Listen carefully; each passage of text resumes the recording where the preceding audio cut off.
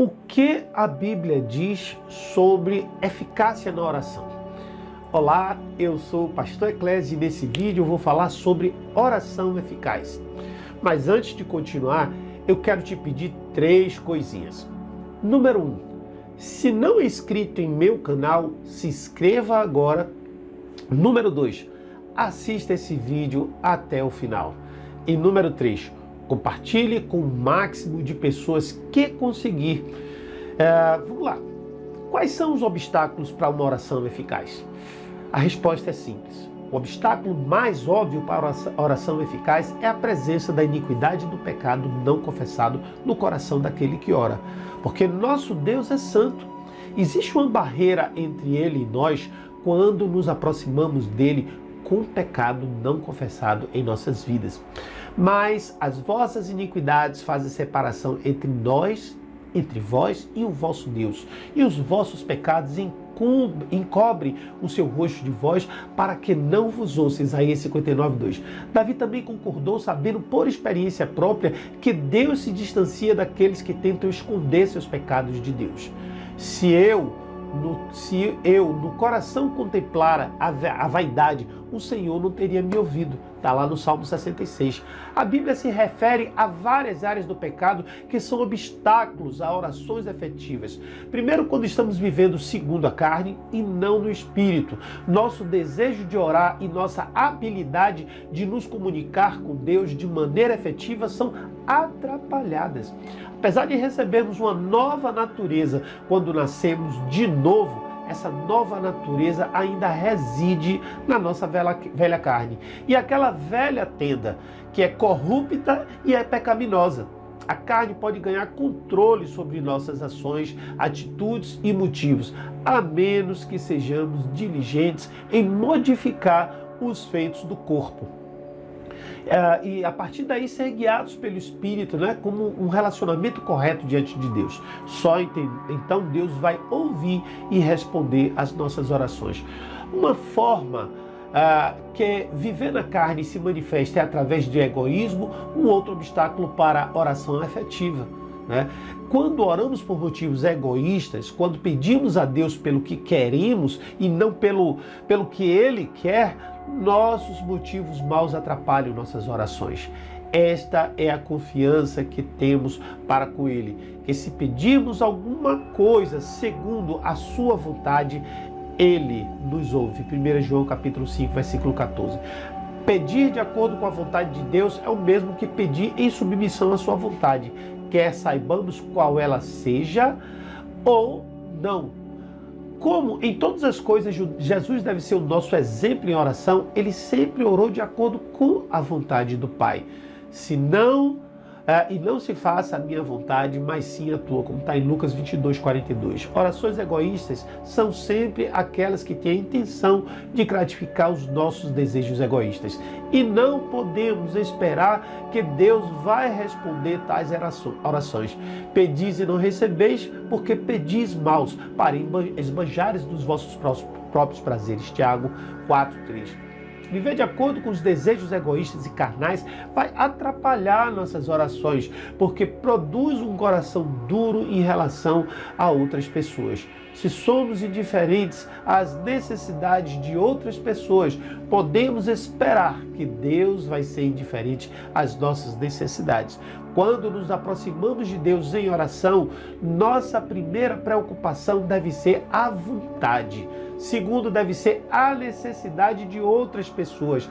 Isso se origina em um entendimento de que devemos considerar outras pessoas como melhores do que nós mesmos e devemos nos preocupar com os seus interesses acima de nossos próprios interesses.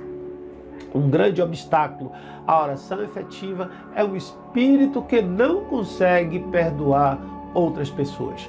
Quando nos recusamos a perdoá-las, uma raiz de amargura cresce em nossos corações. Isso abafa as nossas orações. Como podemos esperar que Deus vai nós, que somos pecadores, não merecedores de suas bênçãos, abençoar se cultivarmos ódio e amargura para com outras pessoas. E se nós não estamos dispostos a perdoá-los. Esse foi um princípio ilustrado muito bem na parábola do servo que não perdoava, que está em Mateus capítulo 18, versículo 23 a 25. O princípio nessa história é que Deus perdoou grande débito, o nosso pecado, e que Ele quer que perdoemos outras pessoas do mesmo modo que fomos perdoados. Recusar-se a agir assim vai atrapalhar nossas orações. Um outro grande obstáculo para a oração efetiva é a falta de fé e duvidar de Deus. Isso não significa, como alguns sugerem, que porque nos aproximamos de Deus convencidos de que Ele vai satisfazer os nossos pedidos e que Ele é, de alguma forma, obrigado a fazer isso, orar sem duvidar significa orar com uma crença segura e o entendimento do caráter da natureza e dos motivos de Deus. De fato, sem fé é impossível agradar a Deus, porquanto é necessário que aquele que se aproxima de Deus creia, que Ele existe e que se torna galardoador dos que o buscam. Quando nos aproximamos de Deus em oração, mas duvidamos do seu caráter, propósito e promessas, nós o insultamos terrivelmente. Nossa confiança deve ser em sua habilidade de conceder qualquer pedido que vai de acordo com a sua vontade e propósito para nossas vidas. E com o entendimento de que seus propósitos são sempre melhores. Peça, porém, com fé, de nada duvidando, pois o que duvida é semelhante à onda do mar, impelida e agitada pelo vento. Não suponha esse homem que alcançará do Senhor alguma coisa. Está lá em Tiago 1, 6 e 7. Finalmente, discórdia no lar é o grande obstáculo para a oração. Pedro especificamente menciona isso como um obstáculo às orações de um marido cuja atitude para com a sua esposa não agrada a Deus. Maridos, vós igualmente vivei a vida comum do lar com discernimento, tendo a consideração para que a vossa mulher como parte mais frágil. Tratai-a com dignidade, porque sois juntamente herdeiros da mesma graça de vida, para que não se interrompam as vossas orações. 1 Pedro 3, 7. Onde há um conflito sério em relacionamentos familiares e o cabeça do lar não está demonstrando atitudes que Pedro menciona, sua oração a Deus é seriamente prejudicada.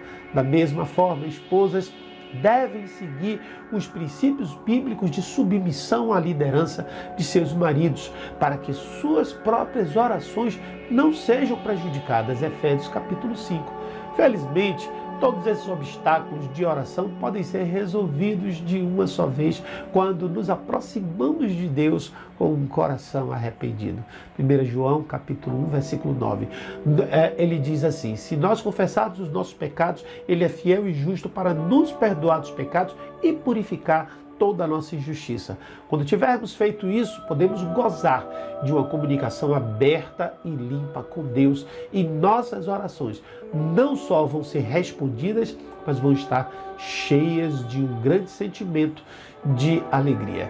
E se você gostou desse vídeo, dá o seu like, compartilha esse vídeo com todos os seus amigos e com o número maior de pessoas que você puder, tá bom? Então até o próximo vídeo, um beijo no coração.